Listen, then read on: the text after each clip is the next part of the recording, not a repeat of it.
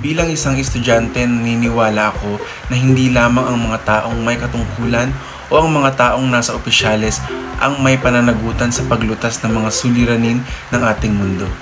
Dahil ang bawat isa sa atin ay may pananagutan sa pagtataguyod at pakikipagtulungan sa napapanatiling pag-unlad o #sustainable development.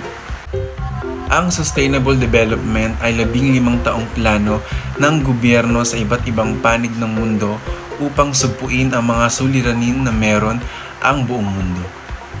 Sa tala, mayroong 17 plano na nakapaloob sa Sustainable Development. At ito ay ang mga No Poverty, Zero Hunger,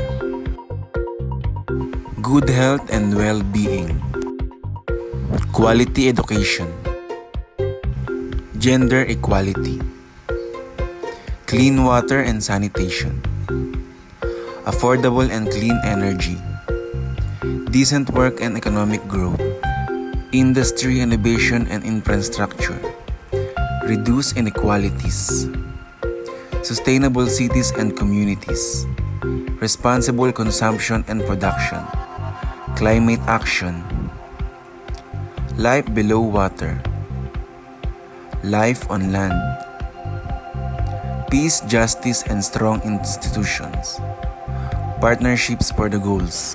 Inaasahang makamit sa taong 2030 ang 17 plano o goals na mayroon sa Sustainable Development. Sa pamamagitan ng pagtutulungan, maaari at posible nating masugpo ang mga suliranin na meron ng ating mundo.